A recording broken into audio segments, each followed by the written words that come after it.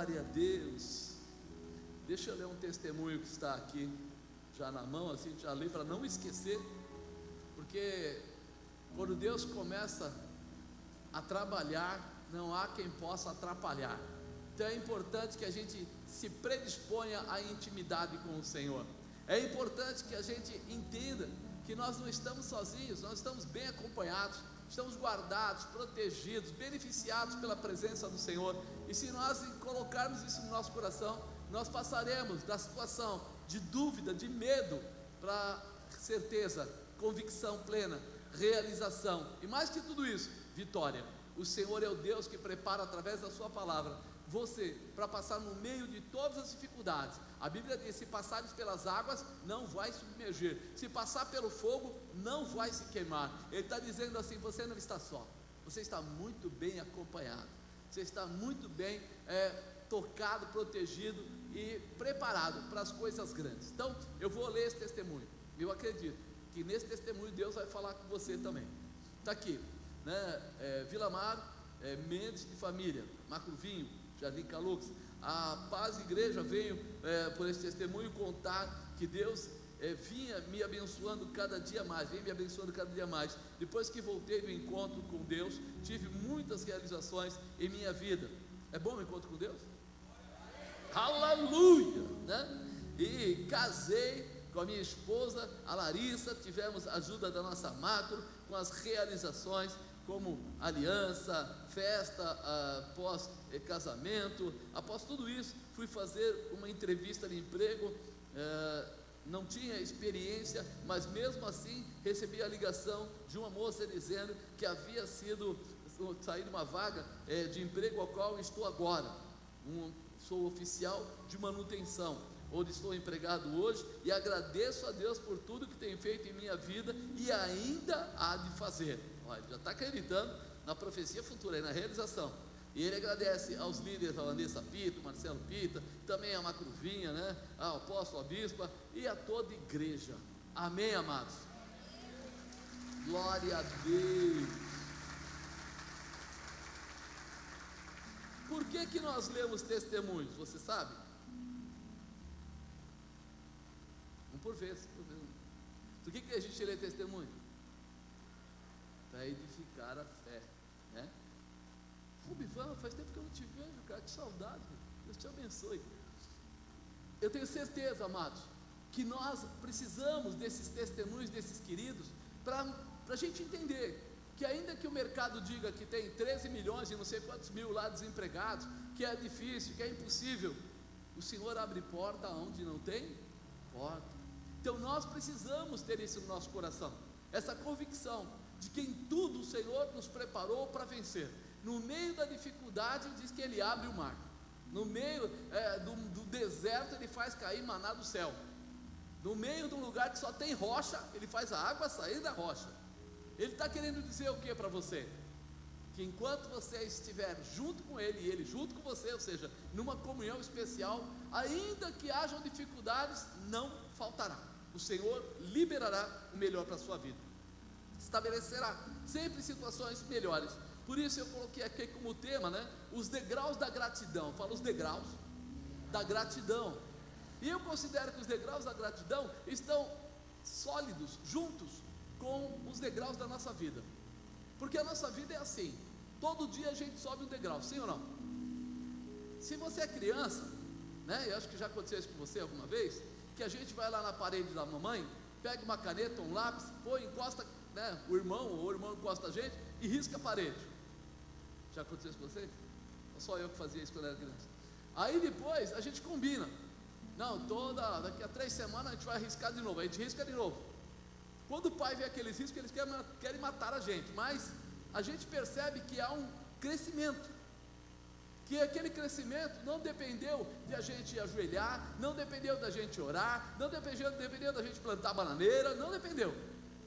Você pode até não ser tão bem alimentado, você pode crescer um pouco menos, mas você vai crescendo lentamente, ou seja, a cada degrau que vai passando, a cada dia que vai passando, você vai recebendo sabedoria, você vai recebendo informação, você vai recebendo conhecimento de lugares, você vai recebendo uma porção de coisas e também recebe o crescimento físico.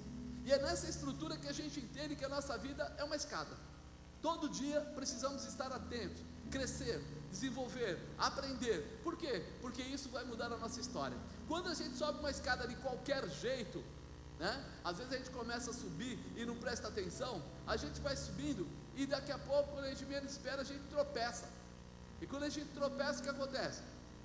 Muitos caem. E aqueles que caem ainda às vezes rolam. E quando rola a escada, vai lá para baixo. Além de machucar, tem que começar tudo de novo. Por isso é importante que a gente comece a entender que cada degrau que a gente sobe, a gente tem que estabelecer, ou seja, firmar. Com Deus também é assim, na nossa vida espiritual é assim. Cada degrau que a gente vai subindo, cada dia que nós vamos ser abençoados, a gente conta testemunho, a gente agradece, a gente exprime gratidão, a gente demonstra gratidão. E eu coloquei até uma frase aqui: quem está disposto a subir a escada da gratidão a Deus, através das primícias, logo alcançará o tesouro no céu. Nós provocamos Deus. Quando nós somos fiéis a Deus, nós provocamos a Deus. A Bíblia diz que nós damos nossos dízimos para repreender o devorador, o migrador, o cortador. Mas diz que nós damos os nossos primeiros frutos, ou seja, as primícias, para que Ele estabeleça uma colheita abundante. Ou seja, quando eu quero alguma coisa a mais, eu tenho que tomar uma atitude diferente. E isso a gente aprende. Por isso, nós temos um dia no mês que a gente faz o papel da gratidão. Nós viemos aqui para agradecer a Deus. Diga agradecer. Fala a verdade, quando alguém que você fez muito bem para ele não te reconhece, ou não te trata bem, ou sabe aquela história, você foi lá, ajudou aquela pessoa tal, aí você encontra ele lá no meio da escola, ou perto lá do trabalho, ou numa avenida, ou dentro de um shopping, e aí você percebe que a pessoa vê você e olha para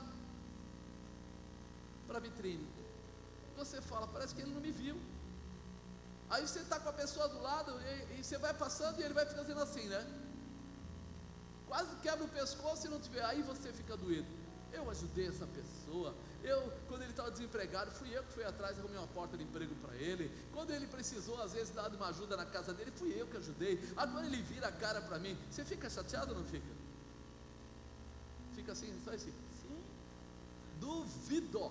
Você fica muito chateado. Você agora vai andar o resto do shopping falando no ouvido da esposa, do marido, do amigo, da amiga. Não, é assim mesmo. Ser humano é assim. Esse povo é miserável. Olha aí, tal. Por quê? Porque você não consegue entender por que alguém que foi tão abençoado não pode corresponder apenas com um carinho. Agora vamos voltar para o lado espiritual. Conhece Deus? Cabra bom. Tem um filho tremendo, né? E aí de repente esse Deus te amou de tal maneira que enviou o seu filho unigênito para que viesse essa terra em carne e em sangue, fosse lá crucificado, morresse no terceiro dia, ressuscitasse e abrisse para você as comportas para que você pudesse ter o direito da vida. Merece o que o cara desse? O que Deus merece? Mas ele não pede tudo, ele pede apenas que você seja grato, que você fique na posição. Olha que coisa substancial. Nós de repente reconhecemos que Ele é tudo, mas muitas vezes não fazemos.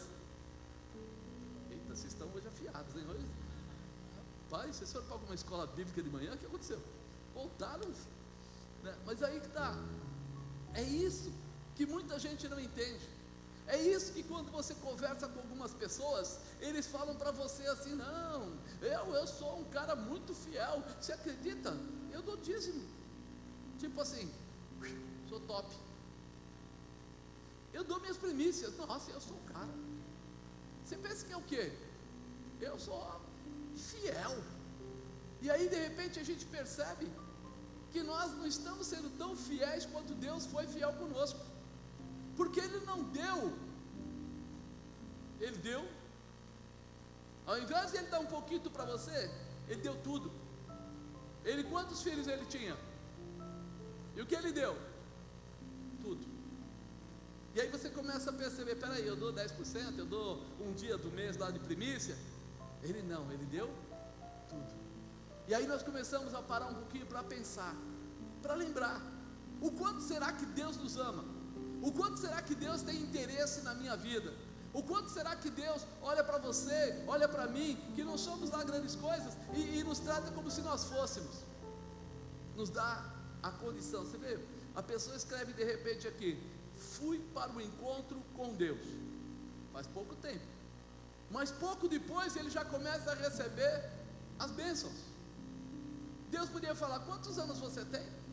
20? 30? Tá bom, você passou 30 anos andando pelos caminhos do erro, então fique 30 anos comigo e depois eu te dou alguma coisa. Não é assim o INSS? Se quiser se aposentar, vai trabalhar 30, 40 anos, depois. Deus não é assim. Se você for fiel a Ele, entender a palavra dEle, viver a palavra dEle, imediatamente depois já pode começar a ter manifestações da glória e do poder dEle. E aí quando nós olhamos para a situação, a gente começa a olhar, bom, vamos lá na Bíblia, né? Eu até de manhã lembrei de um período que a senhora Dona Bispa, né? De repente, a gente ainda não era nada de crente, a gente não era nem crente, e minha mãe estava muito doente, eu estava com câncer, coisa do tipo, e a gente, eu trabalhava, e ela ficava à tarde, às vezes lá no hospital com a minha mãe e tal, e eu não sei nem como foi, ela começou a ler a Bíblia, e entrou pelo Velho Testamento. Alguém na época deve ter falado ou dado, eu sei que ela pegou lá e começou a ler, e um dia à noite eu chego lá, trabalhei o dia inteiro, fui lá encontrar com ela, quando eu chego lá, ela está muito nervosa, ela falou: você conhece o povo hebreu? Eu falei: eu não sei não, quem é esse cara? Ela falou: não, você não conhece? Eu falei: eu acho que eu já ouvi falar e tudo, mas nada assim muito próximo. Parente de quem, né? Aquela assim que você tenta descobrir o que ela quer falar. Ela falou: não é possível, se eu fosse Deus eu matava todos, eu matava um por um. Eu falei: o que aconteceu? Lembra? O que aconteceu? Nossa, Deus abençoa eles, e eles vão lá e aprontam 1002, aí Deus vai lá de novo, faz eles ganharem a guerra, livra eles da mão do inimigo, tira eles de cada situação, passa no meio do mar vermelho, faz isso que daqui a pouco eles estão desobedecendo, mentindo, adulterando, roubando, fazendo de tudo. Moisés deu uma subidela, aquela subidinha lá no monte, ficou 40 dias, quando voltou com as tábuas, com os mandamentos, chegou lá, estava tendo uma festa, e ele já tinha arrumado outro Deus, já tinha estabelecido ali o bezerro de ouro, e já estava todo mundo lá, numa maior festança, lá o funk correndo solto, e todo mundo, que negócio é esse? O que está acontecendo?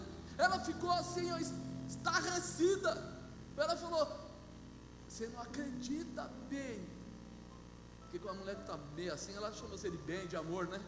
Você não acredita. Eu falei: a coisa está ruim mesmo. Ela falou: você não pode, você precisa ler isso. Eu falei: eu acho melhor não, porque se esse povo é tão sem vergonha, é tão miserável, eu não quero nem parte com eles. E hoje eu faço parte daquele povo, né?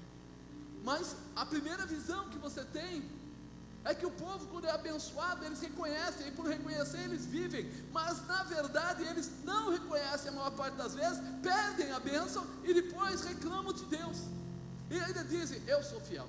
Aí quando nós voltamos lá na Bíblia, a gente entra em Gênesis, lá capítulo 1, capítulo 2, e lá diz o que? A terra era sem forma e devia ser bonita demais, né?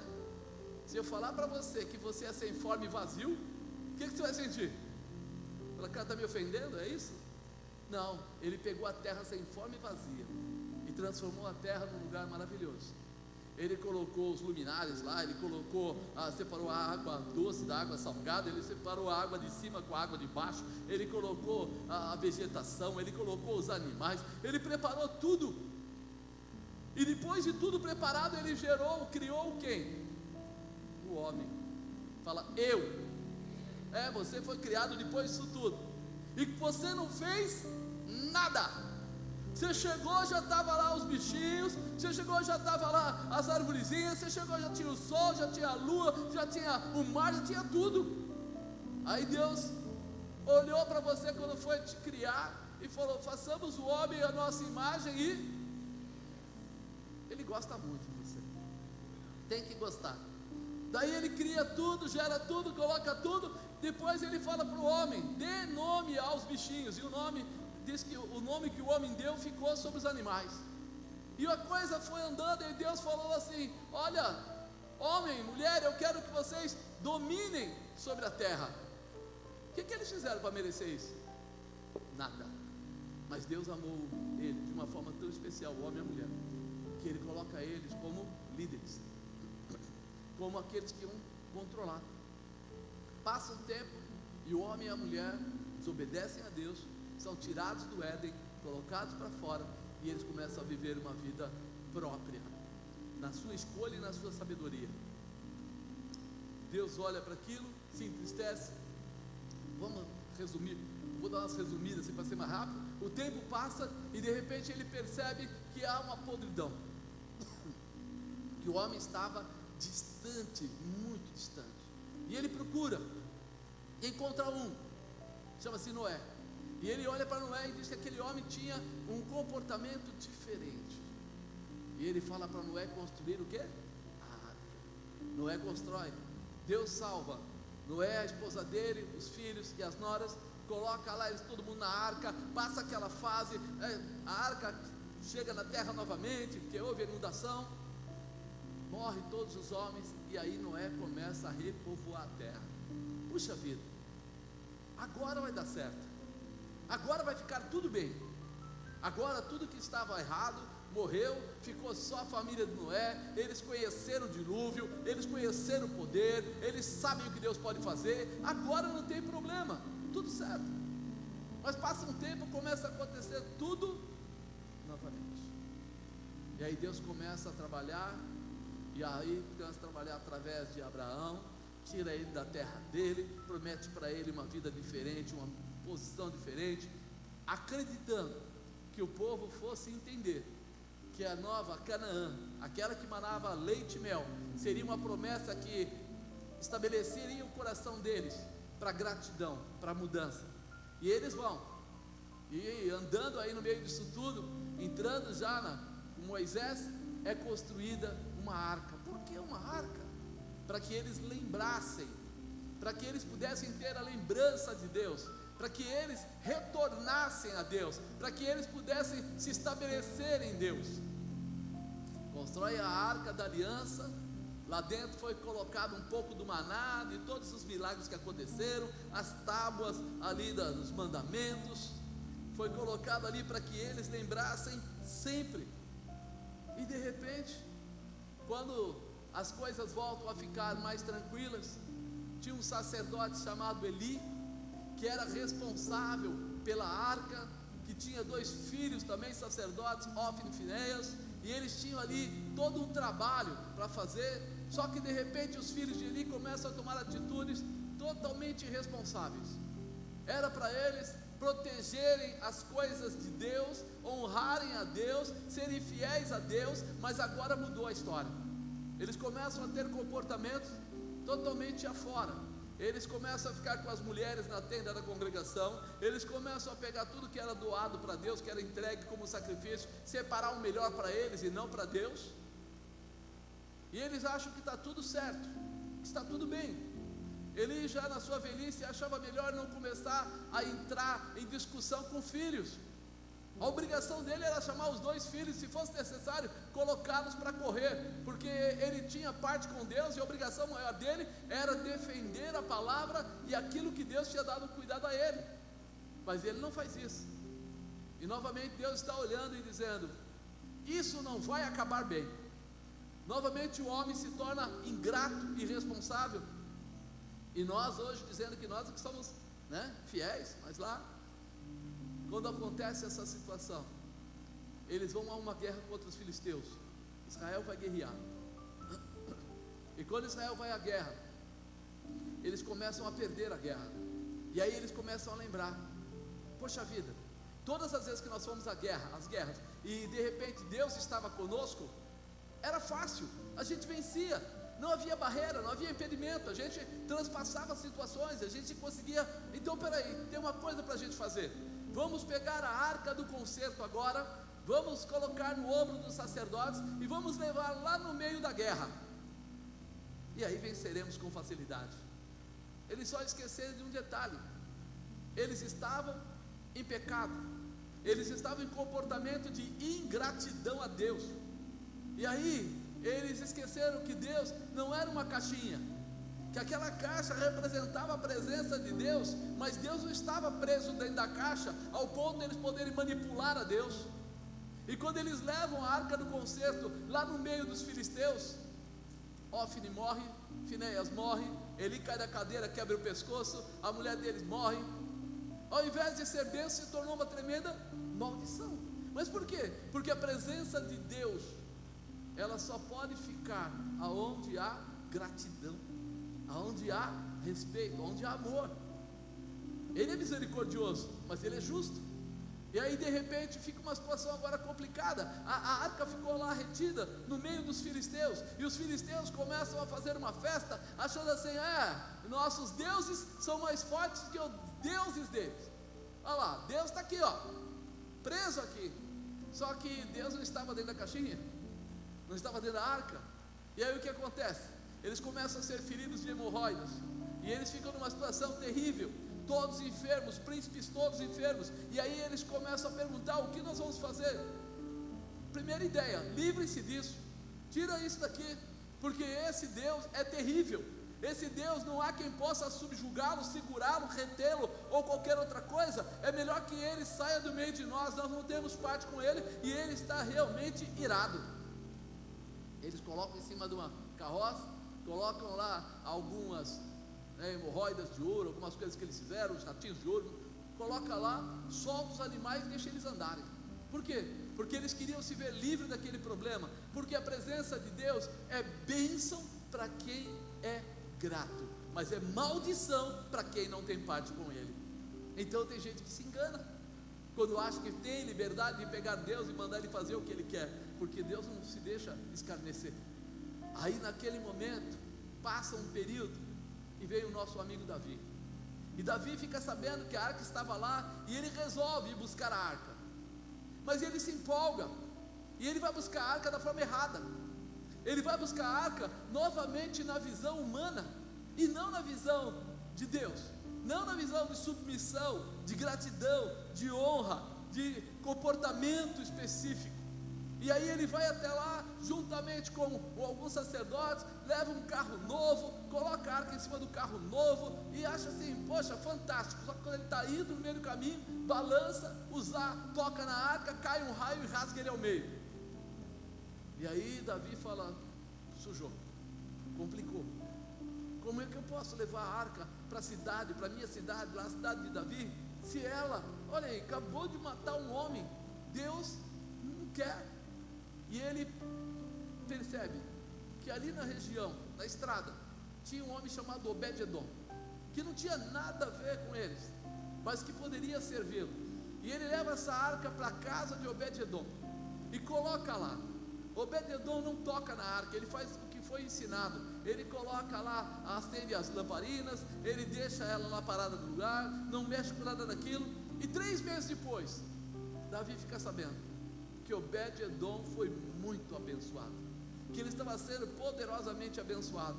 E aí ele não entende o que está acontecendo. Como é que pode? Alguém foi segurar a arca que ia cair, levou um raio na cabeça, mas agora Obed-edom, que nem é dos hebreus, que nem faz parte, nem tem linhagem sacerdotal, está com a sua casa sendo próspera e abençoada. Deus não precisa que você seja o crente mais velho, mais sabedor, mais cheio de Bíblia, para que Ele te abençoe.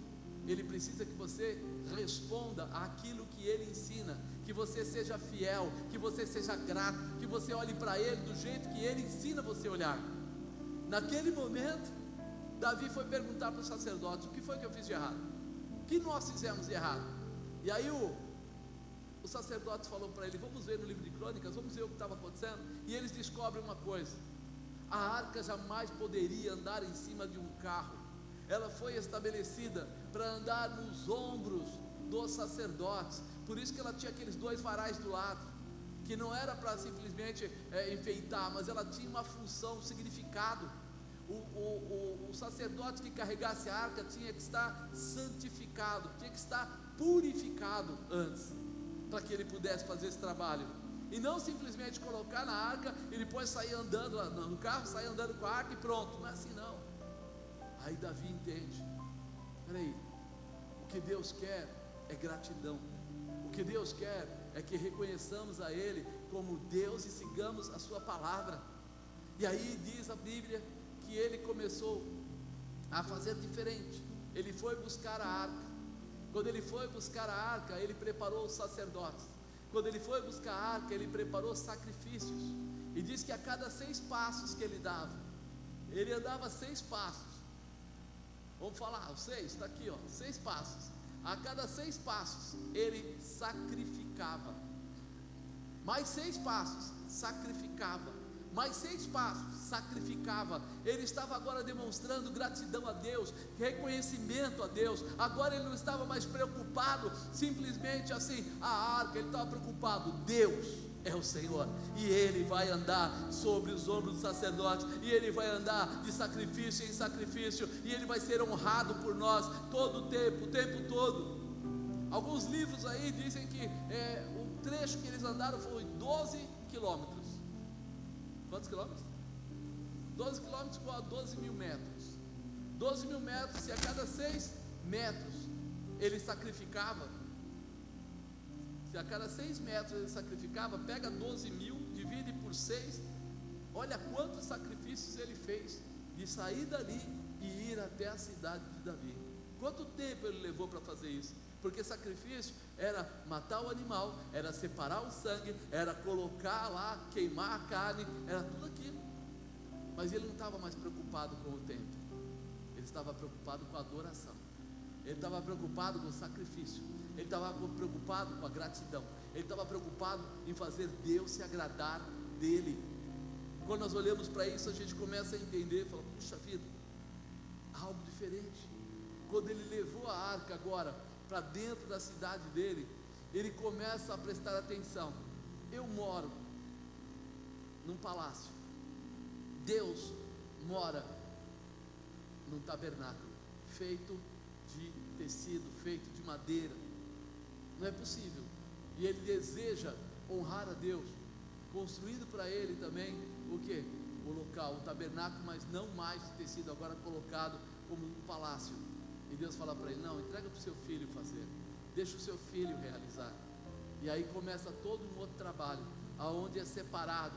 O tabernáculo, ele tinha a parte externa, ele tinha a primeira entrada, que era o santo, lugar santo, e depois ele tinha a parte interior mesmo, que era o santo do santíssimo, ou seja, ali só entrava sacerdotes preparados, sacerdotes consagrados e escolhidos. Não entrava tudo junto não, ei, vamos lá, vamos sacrificar, negativo. Ele entrava especificamente para glorificar a Deus, para honrar a Deus, para sacrificar ao Senhor, e tinha essa linhagem de fazer isso. Ou seja, lá dentro, eu e você jamais entraríamos, porque para entrar lá tinha que ser da linhagem de sacerdotes, para entrar lá tinha que ter todo um comportamento prévio para chegar até lá. E ali tinha um véu que era alto, grosso, e separava totalmente, como o primeiro véu na entrada, tinha esse segundo mais denso ainda, e era realmente para que quando o sacerdote estivesse lá, Deus pudesse falar com ele pudesse falar com Deus, ele pudesse sacrificar. Aí nós começamos a entender, está aqui em Hebreus 9, versículo 2, fala assim, porque um tabernáculo estava preparado, o primeiro que havia o candeeiro e a mesa e os pães da proposição, ao que se chama santuário. Mas depois do segundo véu estava o tabernáculo que se chama o Santo dos Santos, que tinha um incensário de ouro, a arca da aliança coberta de ouro todo em redor, e que estava um vaso de ouro que continha o maná, e a vara de Arão que tinha florescido, e as tábuas da aliança, e sobre a arca os querubins da glória que faziam sombra ao propiciatório, das quais coisas não falaremos agora particularmente. Quando a gente olha para isso, a gente começa a falar assim, Deus criou tudo perfeito, mas a vontade dele maior era que o homem pudesse ter intimidade com ele, que ele pudesse ser o Senhor do homem. Desde o princípio ele vem criando e mostrando a honra que ele queria dar aos seus filhos, você e eu, a honra que ele queria colocar sobre cada ser humano. E nós muitas vezes não entendemos que nós fomos consagrados, que nós fomos separados, que nós vivemos de uma forma especial, porque o amor dele nos constrange, o amor dele vai além, e você precisa entender esse mistério, porque senão você não vai tirar proveito de tudo que Deus tem preparado para você. Era necessário que o homem estivesse preparado para chegar próximo de Deus. Você lembra o que falava? Na Bíblia fala que se o sacerdote entrasse ali no Santo do Santíssimo em pecado, o que acontecia com ele? Morria. Ele morria na hora, imediatamente. Aquele lugar não dava para você dizer desculpa, foi sem querer. Tinha que se purificar e santificar antes de entrar. E nós muitas vezes não percebemos isso. Nós achamos assim que, puxa vida, eu faço o máximo para Deus.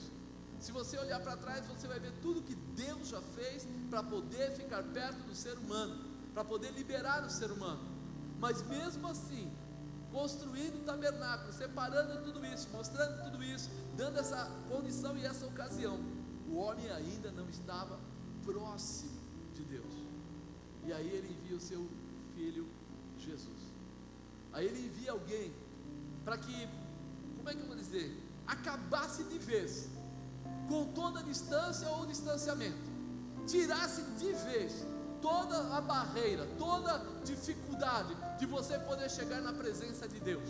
Olha o que fala aqui em Marcos capítulo 15, versículo 37. E Jesus, dando um grande brado, expirou, e o véu do templo, lembra do véu do templo? Se rasgou em dois, de alto a baixo. E o centurião que estava de frente dele, vendo que assim, clamando, expirava, disse: verdadeiramente este homem era o Filho de Deus. Aquele momento, não era qualquer um, nem qualquer pessoa que podia fazer um negócio desse. Se alguém, quando entrava por lado de dentro daquela cortina, em pecado ou qualquer coisa, morria, imagina que a morte de Jesus rasgou aquela cortina ao meio, abriu o Santo do Santíssimo, liberou os caminhos para você passar. Aonde só podia entrar o sacerdote, Jesus transformou, tirando os seus pecados da sua vida, liberando você para lançar sobre Ele. Ele chamou para si todos os seus pecados. Ele colocou uma condição de que agora, quando o homem entende quem é Deus e responde à voz de Deus, ou seja, quando ele se arrepende dos seus pecados, recebe Jesus como seu Senhor, os seus pecados estão expiados e ele pode entrar direto no Santo do Santíssimo. Ele pode ir aos pés do Senhor, ele pode ir à presença de Deus e jamais ele morrerá por isso. É algo que nós não conseguimos às vezes avaliar e entender. A gente já acha que nós somos o melhor de tudo, porque nós ajudamos, damos primícias, porque a gente vem na igreja 2 vezes na semana, porque às vezes eu orei, nossa, você nem imagina, eu orei 1 hora essa semana toda, 1 hora por dia, você nem imagina, olha o calo no joelho. E você esquece do verdadeiro sacrifício que Deus tem feito desde a origem, para colocar você na proximidade dEle. É como se Ele dissesse: eu não canso, eu vou perseverar, eu vou lutar pela sua vida, eu vou abrir os caminhos, e eu vou levar você comigo à grandeza do meu Pai, eu vou colocar você diante do altar, eu vou dar a você a visão da glória, do reino, do poder, da autoridade. Há uma mudança que Ele liberou para a tua vida. E muitas vezes a gente não consegue entender por que é que eu devo ser grato a Deus. Porque Ele luta desde o primeiro instante para abrir a porta para você entrar. Ele luta para que você seja chamado de filho, porque filho tem direito à herança. Ele luta para que você não seja menor diante do inimigo, mas seja maior diante de toda dificuldade. Quando nós libertamos alguém, está endemoniado, vai lá, no nome de quem você liberta? Você percebe qual é o poder? No nome de Jesus. Ele dá a você a chave que abre porta.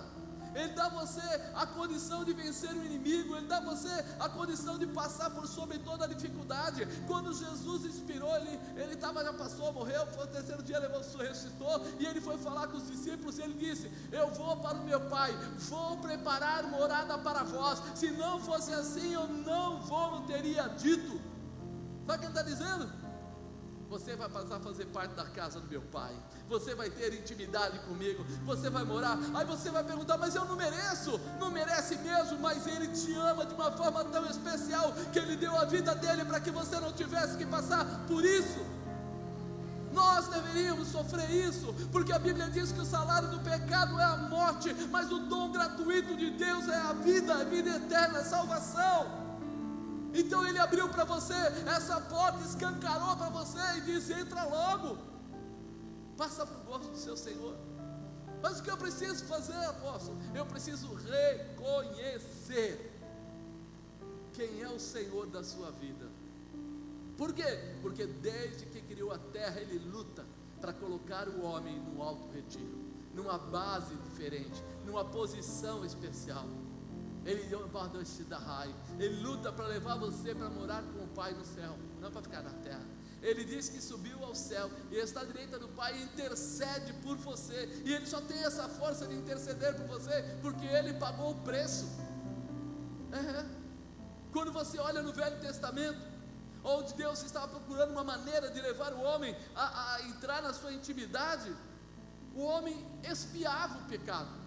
O que é espiar? Olha, ele chegava lá, pegava o animal, punha a mão sobre o animal, contava o pecado dele, ou declarava o pecado dele na frente do sacerdote levava o animal, cortava ele, derramava o sangue, apresentava a Deus, e o pecado estava expiado. Não queria dizer que estava salvo. Por quê?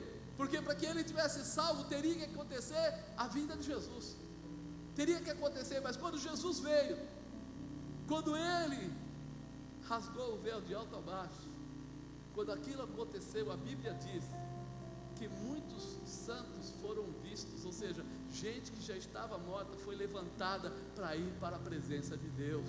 Está na sua Bíblia. E aí nós começamos a dizer o quê? Deus permitiu que o homem ficasse guardado até que fosse pago o pecado dele verdadeiramente. E nós entendemos hoje que nós fomos chamados para coisas grandes. Você foi chamado para coisas tremendas. Você foi chamado para uma proposta diferente. Como assim? Olha, quando Jesus começou a trabalhar com aqueles 12 apóstolos, Ele começou a ensiná-los, a dirigi-los, a mostrar o caminho, daquilo que eles fariam na ausência dEle. Mostrou para eles o que era milagre e como se fazia o milagre. Mostrou para eles que havia um caminho para perseguir, para crescer, para se fortalecer, para realizar. E o dia que Jesus partiu, Ele disse para eles o quê? Ficai aqui, até que logo sejais revestido de poder. Pedi ao Pai e Ele vos enviará outro Consolador. E aí o Espírito Santo em Atos 2 foi derramado. E quando aquele Espírito Santo se derramou sobre toda a terra, véu rasgado, intimidade consolidada, Espírito Santo descendo do céu para a terra, terceira pessoa da Trindade firmando agora a tua vida de uma forma especial. Agora não mais você ia precisar de outras situações, você tem agora autoridade para a realização. Ele disse que faria de nós testemunha, nós seríamos testemunhas. É algo fantástico. Testemunhas do quê? De tudo que foi preparado. Quando o Espírito de Deus começa a se manifestar, Ele te dá força, determinação, autoridade, coragem para fazer diferença. E é ali que Ele entra. Quando Deus está lá, dons, você tem direito a 9 dons. Se você buscar, você pode receber. Para quê? Para aquilo que for útil, para ser usado, para você ser ousado. Aonde? Na obra de Deus, nas coisas de Deus. A obra de Deus não são essas 4 paredes. A obra de Deus é o que você vai fazer com aquilo que Ele colocou na sua vida. Ele te deu autoridade, então saia lá fora e proclame a autoridade do Senhor. Na gratidão a Deus, você vai mostrar que Ele é Deus em todos os lugares que você passar. É isso que muda a tua história. É isso que estabelece você como alguém forte, grande, tremendo, glorioso, firme. Porque você tem o poder dele sobre a sua cabeça. Você tem o poder deles dentro do seu coração. E você vai viver a plenitude do poder de uma forma especial. O véu foi rasgado. Deus estava dando as suas primícias para receber todos aqueles que desejassem viver como seus filhos. A Bíblia diz que as primícias primícias da criação é Jesus Cristo. Por que diz isso?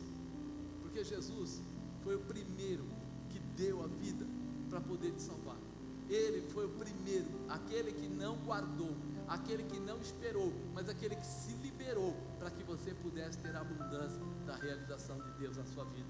Olha o que ele fala em Colossenses 1,14: em quem temos a redenção pelo sangue, a saber, a remissão dos pecados, o qual é a imagem do Deus invisível, o primogênito de toda a criação, o primeiro de toda a criação, porque nele foram criadas todas as coisas que há nos céus, na terra, visíveis, invisíveis, sejam tronos, sejam dominações, sejam principados, sejam potestades, tudo foi criado por ele e para ele.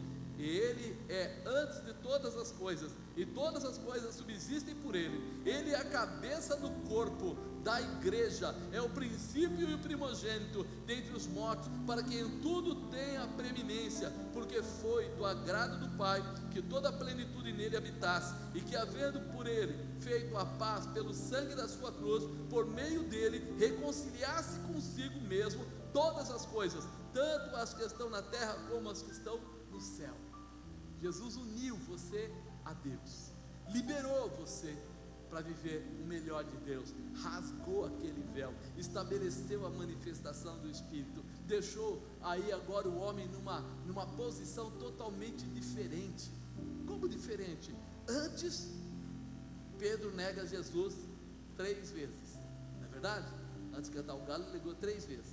Depois que Jesus sobe para a glória, a primeira ministração de Pedro, o Espírito Santo é derramado sobre a terra, 3.000 pessoas aceitam a Jesus. A segunda ministração dele, 5.000 pessoas, primeiro ele faz o milagre, depois 5.000 pessoas recebem a Jesus.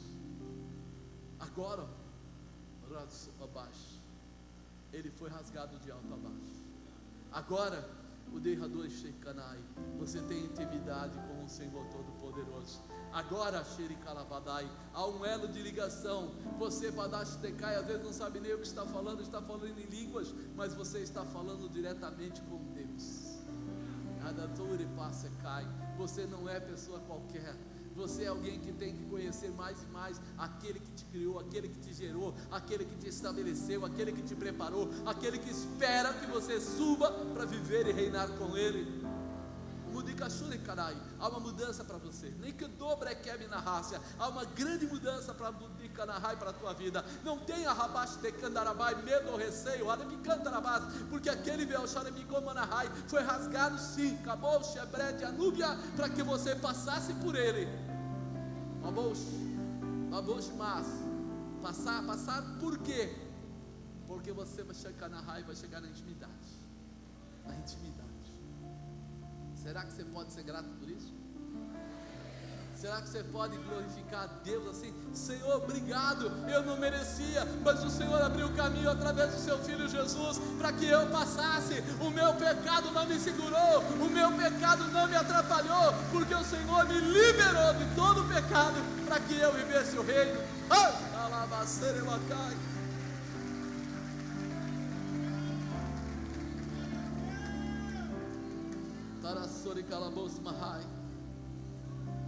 Você foi muito caro, irmão. Tem gente que não se valoriza, mas você foi pago a preço de príncipe. Ele tinha um filho unigênito, Jesus, e ele pegou tudo e deu ele por tua vida. Qual é o pecado que vale isso? Eu abri mão do que ele fez por mim. Qual é o pecado que vale? Qual é a constatação de mundo que vale eu perder a minha salvação? O que é que existe aí no mundo que vale eu ser ingrato por Deus? Eu não reconhecer. Quem já teve um milagre na sua vida? Valeu a pena? Nós precisamos ser gratos por isso. Nós precisamos honrá-lo por isso. Nós precisamos ser fiéis na palavra, fiéis no comportamento. Nós temos que ser aquele que declara o poder de Deus, aquele que sai lá fora e testemunha do poder de Deus, fala do poder de Deus. Porque quando a gente sabe que pelo pecado nós teríamos que morrer para poder pagar o preço dele. E aí Jesus entra na frente e diz: negativo, eu pago por isso, eu sofro por ele, eu sofro por ela. E aí eu começo a ver tantas pessoas dizendo: mas por que Deus permitiu? Olha o trabalho que ele teve nesses quase 5.000 anos, que ele vem trabalhando para livrar o homem, para livrar o homem, para livrar o homem, para livrar o homem, para que o ser humano possa ir para o céu. Por que ele permitiu? Será que seria melhor ele pegar você, amarrar suas pernas, sua boca, seus pés e dizer: você vai viver aqui que nem o passarinho na gaiola, só vai fazer o que eu quero, do jeito que eu quero? Ele quer você por amor, ele ama você e quer que você olhe para ele com amor, honra, gratidão. Ele não quer que você tenha que dar primícias ou dízimo. Obrigado, se eu não der eu vou para o inferno, não é? Isso é coisa de gente ignorante. Eu entrego porque eu reconheço, eu dou o melhor porque ele é o Senhor da minha vida, eu amo. Não tem nada de obrigação, deixa lá, e tem de orientação. Ele é o Senhor, ele me dá o melhor. Através daqueles discípulos que Jesus trabalhou, muitos deles foram recebendo palavras, orientações, amor. Eles foram entendendo que muitas coisas estavam para acontecer, e eles foram abençoados e passaram para frente, e foi passando para frente, e hoje você está aqui por causa disso. Nós temos a visão apostólica em nós. Você repara que nós estamos toda hora orando por cura, orando por manifestação, orando por poder. Não reconhecemos o Espírito Santo como um fato do passado, nós reconhecemos o Espírito Santo como um fato presente. Nós não reconhecemos o Espírito Santo como uma ferramenta de Deus, nós reconhecemos o Espírito Santo como a terceira pessoa da Trindade, como aquele que tem sentimento, como aquele que tem sensibilidade, como aquele que me ama e faz questão de morar dentro do meu coração, andar comigo, me ensinar, me orientar, dormir comigo, acordar comigo, e se alguma coisa acontecer, Ele quer mostrar: esse não é o caminho, essa não é a maneira. Quer me dar o melhor, quer dar a você o melhor, quer mostrar para você que existe sim a melhor saída, e que você é capaz, preparado, estabelecido para viver tudo que tem de melhor da parte de Deus. Antigamente só os reis, sacerdotes, de repente profetas, juízes, eles recebiam o azeite sobre a cabeça e uma manifestação do Espírito Santo. E hoje, véu rasgado, o Espírito Santo é para todos aqueles que buscarem. A manifestação, você não imagina o que é isso, porque você olha para Davi e vê um sujeito, segundo a Bíblia, não grande, pequena estatura, não fortão, franzino, e que ele vence um leão e um urso. O que aconteceu antes? Samuel foi à casa dele e ungiu ele, derramou sobre ele a manifestação do Espírito Santo de Deus. Olha o tamanho do poder. Quando ele depara com o gigante diz para ele que vai matá-lo, vai fazer isso, vai fazer aquilo. Ele chama o gigante de incircunciso. Tipo: ô grandão, você não tem parte com Deus, você é um maldito, você não é abençoado. Eu tenho parte com Deus, por isso você vai cair. Se você entendesse um pouco dessa manifestação, você ia entender que o poder de Deus, quando está em alguém, estabelece. Que a manifestação do Espírito Santo, quando está em você, te estabelece. Que você não precisa tentar os jeitos e meios, que você não precisa andar de forma errada, mas você precisa estar preparado para fazer aquilo que o Senhor dimensionou para a tua vida. O poder, através do Espírito Santo, está sobre você. E aqueles reis, aqueles profetas, aqueles homens todos que foram usados, quem foi abençoado na aliança da paz? Quem recebeu algum milagre na aliança da paz? Não, estou falando sincero, eu não quero que vocês acenem. Foi na aliança da paz? Fica de pé quem recebeu algum sinal de milagre na aliança da paz.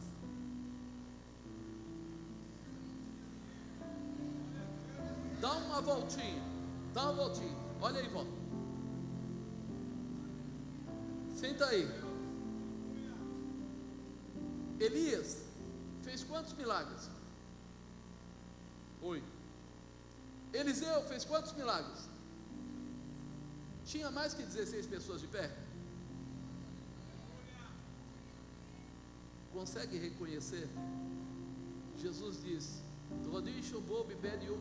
eu fiz coisa grande, Shedeque Abarra Subicai, mas vós farás decai, vós fareis coisas ainda maiores. Aquele que nós chamamos de grande profeta, eles passaram por 8, por 16, por uma quantidade de milagres reduzida, perto do que está acontecendo em milagres nos dias de hoje. Hoje você olha para um lado, tem gente recebendo cura, olha para o outro lado, tem gente recebendo milagres de emprego, tem gente recebendo restauração no casamento, tem gente sendo liberto de ataques, e você nem percebe que você está muito além dos profetas da época, porque o Espírito de Deus desceu sobre a terra. Ele desceu. Há um poder, há uma manifestação sobre você. Há algo grandioso que foi derramado. E talvez o que está faltando é eu entender, é eu ser grato, é eu honrar a Deus, é eu desejar viver a manifestação de Deus, porque está acontecendo.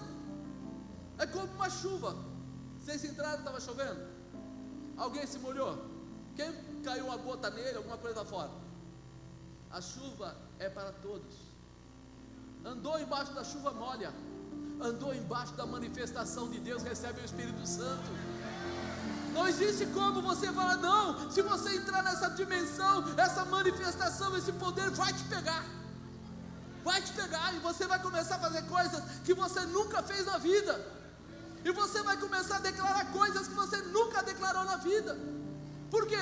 Porque o poder dele se estabelece exatamente quando as pessoas se encontram com ele. Eu estou em Cristo, por isso Cristo está em mim. Eu estou nele primeiro. Tudo que eu fizer vai provocar uma manifestação. E eu preciso abrir meus olhos. Hoje, todos podemos fazê-lo, porque o véu foi rasgado, foi liberado. Você entra se quiser. Antigamente, nem eu poderia subir aqui. Ser o santo do Santíssimo, a gente não podia. Por quê? Porque não tínhamos tocadores, tínhamos levitas. E o levita é aquele que dava vida para o louvor a Deus, para servir a Deus. Não é assim, eu vou trabalhar, depois eu volto. Não. Fica e vive disso. Com pouco, com muito, com nada, vive adorando a Deus. Hoje nós temos liberdade. Nós vamos, voltamos, fazemos, mas nós não podemos perder a referência do que é certo. Honrar a Deus, andar nos caminhos com Ele, ser grato a Ele, viver. Eu volto a afirmar que quando Jesus rasgou o véu do templo, foi dado início a uma transformação espiritual muito especial. Quando aquele véu foi rasgado, meu irmão, é como se uma enxurrada entrasse na terra. Sabe quando você vê aqueles tsunamis, aquelas situações assim, que aquela água passa e ela vai arrancando tudo, vai passando por cima de tudo? É mais ou menos assim. O rasgar do véu parecia coisa comum, mas quando ele foi rasgado, as pessoas que conheciam um pouquinho de Deus falaram: meu Deus, era o filho dele mesmo. Alguém teve a coragem de liberar o Santo do Santíssimo, de rasgar aquilo, porque se alguém chegava perto morria. Imagina rasgar, imagina entrar numa dimensão desse nível. Como fazer isso? Algo que Deus mostra para os seus queridos, né? Acredito ser como uma escada, e quanto mais subirmos por ela, buscando entender e viver a vontade de Deus, mais seremos abençoados e abençoadores. Quanto mais você viver buscando, mais você vai viver recebendo, mais você vai ter de Deus. As primícias nos faz lembrar todo o sacrifício que Jesus fez na cruz por nós, não por causa do dinheiro, mas por causa do sacrifício. Ele se fez as primícias, Ele deu o melhor, Ele entregou a sua vida, Ele permitiu que colocassem Ele naquela cruz. Ele permitiu, porque se Ele pedisse a Deus, se Ele decretasse aos anjos, alguma coisa ali aconteceria de muito complicado. Se na morte dele o céu ficou negro e tudo isso aconteceu que a gente sabe, imagina se ele começasse a pedir a manifestação de Deus, ou pedir algum tempo a Deus. Mas ele sabia Se Ele não se permitisse passar por aquilo, nós não teríamos a liberação, nós não teríamos essa nova condição, não haveria essa enxurrada de bênção da parte de Deus. Mas o sacrifício de Jesus passa por todas as áreas. Digo, o sacrifício de Jesus passa por todas as áreas. Quando a gente fala de Jesus sendo chicoteado, o sangue que escorreu pela sua cabeça, o sangue que escorreu das suas costas, o sangue que escorreu das suas mãos, o sangue que escorreu dos seus pés, o sangue que escorreu do lado que ele foi rasgado, cada uma daquelas vertentes do sangue tem uma representação profética de liberação na vida de cada um de nós, e nós precisamos entender isso, porque quando a gente volta lá atrás, lá em Isaías, né, fala assim: pelas tuas pisaduras fomos sarados. Quando você vai, ele é chicoteado e leva 39 chicotadas nas costas, rasgando as costas dele. E quando você vai para a ciência, alguém diz assim: se olharmos para as enfermidades, existem 39 raízes de enfermidade. Raízes, ou seja, dali gera outras enfermidades, mas a raiz da enfermidade, segundo a medicina, são 39. Se isso que foi declarado na história, foi declarado na ciência, é fato, então as 39 chicotadas nas costas dele tem alguma coisa a ver com a liberação que a palavra que foi dada anteriormente: pelas suas pisaduras, pelas suas feridas, vós já fostes curados.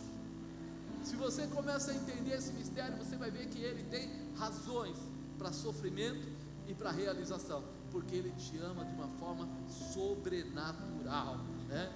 Temos que ser fiéis, sim, e não ter dificuldade alguma. Quem tem essa intimidade com Deus não tem dificuldade alguma de ser dizimista, de ser primiciante, de gastar o seu tempo na igreja, de fazer o melhor pelo Senhor, de pregar o evangelho no vizinho, de pregar o evangelho na empresa. Mas eu posso perder o emprego. Quem te deu a vida pode te dar 1000 empregos iguais a esse daí. Apenas acredite que Ele é Deus, acredite que Ele é o Senhor, porque se a Bíblia diz que a porta que Ele abre ninguém fecha, e a porta que Ele fecha ninguém abre, então eu acredito que Ele sabe o que está fazendo. Eu acredito que o poder dele está manifesto para você. A palavra diz que quando nós olhamos para Ele, nós tomamos dele toda a sabedoria, toda a autoridade, e podemos viver dessa forma. O meu Deus, segundo as suas riquezas, suprirá todas as vossas necessidades em glória. Meu Deus, ou seja, Ele não tem nada para deixar para trás, nada para que você perca. Apenas entregamos parte daquilo que Ele nos deu quando nós damos a nossa vida, quando nós estamos pregando lá fora, falando para alguém, perdendo às vezes. Aí eu fiquei perdendo tempo lá, falando do amor de Deus para alguém. Você não está perdendo tempo, você está apenas honrando a Deus. Quando você dá aí suas ofertas, suas primícias, você está honrando a Deus. Quando você faz alguma coisa pela obra do Senhor, você está honrando, você está reconhecendo esse Deus Todo-Poderoso. Então presta atenção nisso. Primícia é a semeadura da gratidão e da honra, porque Ele fez isso. Ele honrou o Pai. Deus enviou Ele, primeira pessoa. Ele, Jesus, segunda pessoa, veio e obedeceu, se disponibilizou. Ele honrou. O Pai falou para ele ir e ele foi. E ele se fez primícia, ou seja, ele se entregou em sacrifício para uma grande e tremenda realização, né? Sobre aquele que não para de nos abençoar nunca. Jesus não para de abençoar você nunca. Se eu sair perguntando aqui, quem foi que recebeu um milagre há 3 anos atrás? Vai ter gente levantando a mão. Quem recebeu há 2 anos atrás? Vai ter gente levantando a mão. Há 6 meses atrás? Vai levantar. Há 2 semanas? Vai ter gente levantando a mão. Ele não para. A atividade dele é o desejo de Deus, dele, do Espírito Santo, de ver o seu povo sendo curado, restaurado, transformado, preparado para morar no céu. Preparado. A coisa é muito mais profunda, né? E tem um provérbio que eu gosto bastante, né? Para encerrar, Provérbios 3. Esse provérbio, eu falo que ele é completo na sua natureza e profundo no seu objetivo. O que ele fala muda a história e a vida de qualquer pessoa, se ele prestar atenção, lógico. Se ele não prestar, é só mais um versículo, mais um capítulo. Mas olha o que diz aí, Provérbios 3:1. Filho meu, ele já começa chamando você do quê?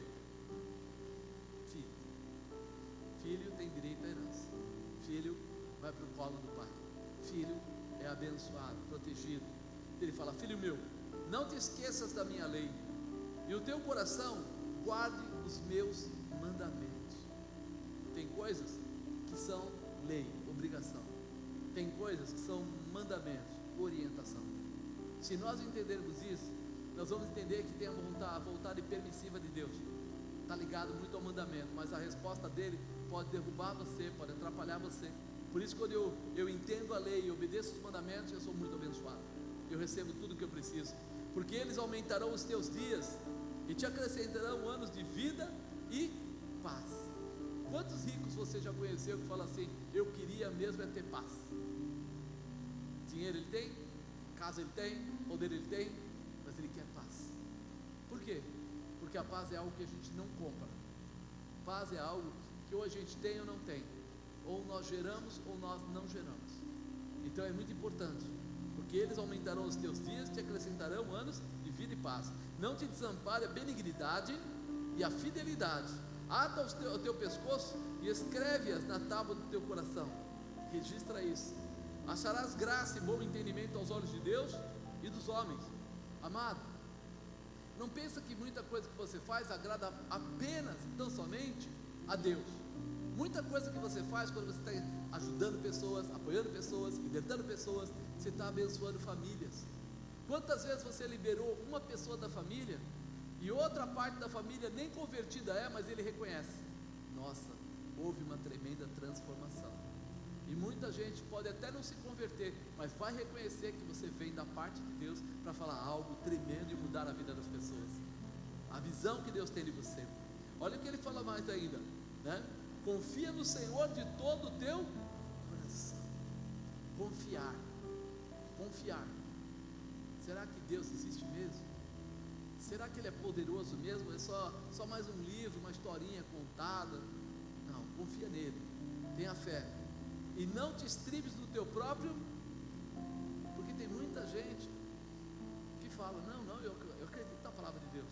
É que, poxa, eu dou lá de repente minhas primícias, eu entrego, ou eu vou comprar uma roupa nova. Você sabe, eu trabalho, eu preciso me apresentar. Quanto ele confia no Senhor? Nada.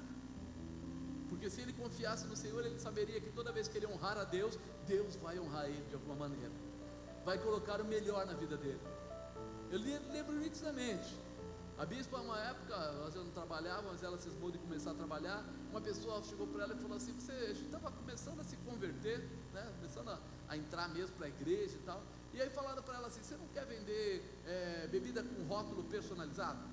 Na verdade, as empresas gostam de dar brinde, e aí vai colocar no rótulo o nome da empresa. Você pode escolher, pode ser vinho, pode ser cachaça, pode ser isso, pode ser aquilo. E era um negócio que dava uma comissão fantástica. Em 2 meses ela comprou um carro zero com o dinheiro dela. E aí nós falamos: puxa vida, que legal. Só que de repente ela parou e falou: peraí, eu não bebo, mas eu estou levando pessoas a beber. Esse negócio não é legal. Ela tinha ganho ali em pouco tempo muito dinheiro. E aí ela falou: puxa, mas esse dinheiro está fazendo uma diferença para nós em casa, mas eu preciso confiar que não é isso que Deus quer e que Ele vai me dar o ganho. E aí ela fez um propósito com Deus: Senhor, eu vou entregar tudo isso, não vou mexer mais com isso, e o Senhor vai colocar o valor da minha comissão no salário do meu marido, que era eu, tá? Tem que falar a verdade. Aí de repente ela foi lá, chegou para mim e falou assim: ó, eu fui lá hoje na empresa e devolvi tudo. O dono da empresa falou: não, você está sendo a melhor vendedora, você tem uma equipe, mas você está arrebentando em pouco tempo. Ela falou assim: não, eu não, pode distribuir meus clientes para eles aí, dá para eles tal.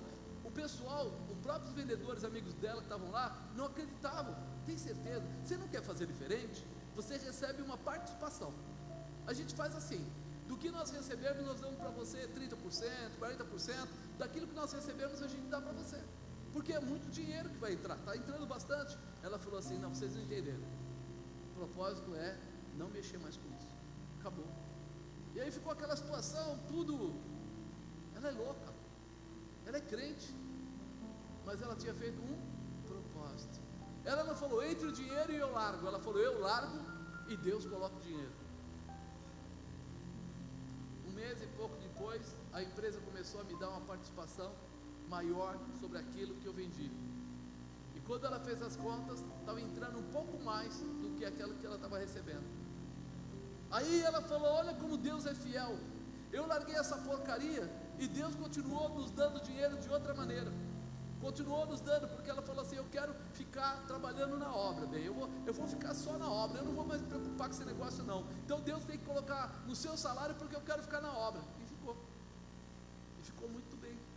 Agora eu digo para você, o quanto a gente confia no Senhor de todo o nosso coração, porque o nosso próprio entendimento diria assim: vamos fazer o seguinte, amor, vamos pensar bem, melhor você trabalha um ano lá, depois de um ano que você receber dinheiro, a gente guarda aquele dinheiro, e aí você pede a conta, aí você larga tudo.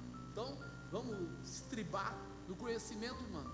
Não, ela falou: eu vou confiar no Senhor, estou entregando. O que você acha? Eu falei: perfeito, por mim está mais do que certo, pode jogar esse troço fora, acabou.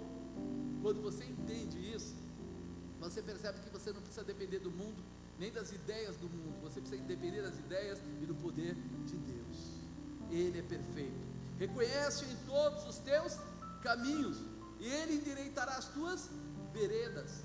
Amado, quando nós temos a visão aberta do Espírito, nós começamos a ter discernimento, e aí Ele endireita minhas veredas. Por que tanta gente estraga casamento, estraga trabalho, estraga amizade, estraga um monte de coisa e depois se arrepende? Porque a visão dele está distorcida, porque ele não conhece o que Deus tem. Então ele muitas vezes tem as veredas dele tudo atrapalhada, faz conta demais, recebe de menos, e tanto rolo. Mas quando ele tem aqui o reconhecimento: peraí, Deus é o Senhor, tudo que eu fizer vai passar pela palavra de Deus, tudo que eu fizer, e Ele vai ter a chance de fazer o quê? Te ajudar, restabelecer o teu caminho, firmar. Tem gente que fala: ah, mas agora eu vou namorar, eu tenho que orar. Teve gente que uma vez brigou até aí com os líderes, dizendo assim: o quê? Para namorar eu tenho que orar, eu tenho que agarrar logo o que aparecer. Pensa que é assim? Tudo bem, às vezes, né, moço, o rapaz está matando cachorro a grito, que vier é lucro, mas não é isso que nós queremos. Por quê? Porque nós queremos uma vida abençoada. Quem casa, casa para um dia, para uma semana, ou até que a morte os separe. Não é para matar o marido nem a mulher. Antes que alguém diga: até que a morte. Você precisa entender essa manifestação. Quando você ora, Deus responde. Então reconhece em todos os seus caminhos, Ele endireitará as tuas veredas. Não seja sábio aos teus próprios olhos, teme ao Senhor e aparta-te do mal. Não deixe as coisas parecerem ou te levarem, você que vai conduzir, você está debaixo da palavra de Deus. Isso será saúde para o teu âmago e medula para os teus ossos. Você sabe quando ele fala medula?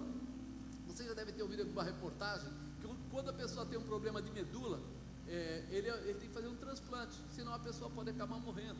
O que acontece de mais forte? Não tem anticorpos, qualquer enfermidade pode matá-lo.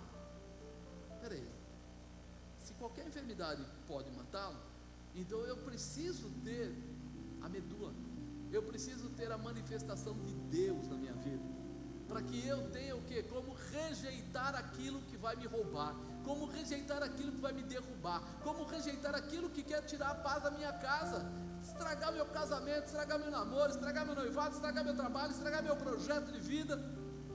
A medula espiritual é isso que ela faz: discernimento, separação, mudança, realização, poder. É algo que muda a história. E aí a gente começa a entender que no meio de todas essas condições, orientações que Deus colocou aqui no provérbio, através do nosso irmão Salomão, ele fala uma coisa que junta-se às outras: honra o Senhor com os teus bens, com a primeira parte de todos os teus ganhos. Qual que é a primeira parte dos ganhos? Não é as primícias? Então ele fala que honra o Senhor com os teus bens, com a primeira parte das tuas primícias. É algo que, como todo o restante foi falado aqui, tem valor. Não dá para separar. Não, eu só vou olhar, me chamou de filho, ai que bom. Eu vou olhar só que eu sou filho e tenho direito à herança. Não, não. Você vai honrar a Deus. Você vai reconhecê-lo através das suas primícias, daquilo que você tem. Se encherão os teus celeiros, transbordarão de vinho os teus lagares. Você receberá alimento e alegria. Você terá a manifestação e o poder. Você terá a condição presente e a futura. Quando nós entendemos isso, a gente entende que, por isso que eu gosto desse provérbio praticamente inteiro, porque ele vai ensinando você a vencer, a crescer, a passar por sobre dificuldades, a acreditar, a confiar, a viver. E no final ele fala: só não esqueça de uma coisa: gratidão e honra. Se você não tem gratidão e honra, você não tem nenhum dos outros aqui em cima.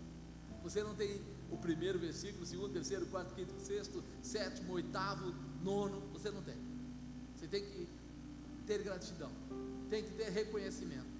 E olha que eu dei aqui uma passada assim, uau, rápida, para que você lembrasse de por que você deve ser grato, por que você deve se lançar com toda a sua gratidão na presença de Deus, porque Ele vai colocar o melhor sobre a sua vida, vai colocar o melhor sobre a sua casa, vai colocar o melhor sobre a sua família, vai colocar o melhor sobre os seus projetos. E mais que tudo, esquece aqui, agora vamos falar que nada disso acontecesse aqui.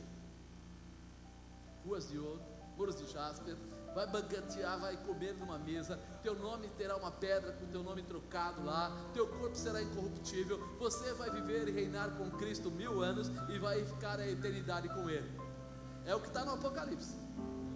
E aí você fala: meu Deus, o que aconteceu? O que ainda tem para acontecer e o que vai acontecer no futuro é inesquecível. Motivos de gratidão não param de aparecer toda hora para a gente. Deus faz mais, Deus faz mais, Deus faz mais, Deus faz mais, e Ele pode fazer muito mais. Nós estamos vivendo um tempo precioso de Deus. Suba esses degraus, tome essa escada como direção para atingir o seu objetivo, porque é seu, é direito seu, é a bênção que Deus preparou para você. Então não para, não volta atrás, continua, acredita, se posiciona, seja fiel a Deus. Você tem 1000 motivos de gratidão a Ele. Se você tem gratidão a Ele, então lembra desses últimos 2 versículos. Entrega as tuas primícias, entrega, e Ele vai multiplicar o teu celeiro, vai multiplicar a tua bênção, vai multiplicar toda a condição para você ser muito abençoado. É bênção de Deus. Por isso, se Jesus se fez as primícias de toda a criação, se Ele mostrou que a salvação está na mão dEle para a nossa vida, se Ele está mostrando para você que através de rasgar aquele véu do alto a baixo, nós fomos colocados numa posição privilegiada de autoridade para fazer milagres. Alguém queria fazer milagres? Deseja fazer milagres? Não para, irmão, decreta, determina. Toda vez que você tiver medo, dúvida, lembra assim: o véu foi rasgado de alto a baixo, eu tenho liberdade de entrar no Santo do Santíssimo. Eu só preciso lembrar que o pecado me afasta de Deus, o pecado me separa de Deus, mas quando eu me arrependo, quando eu reconheço, quando eu entro realmente na dimensão de Cristo, então eu estou preparado para fazer coisas tremendas. Fica de pé, meu querido. Aleluia.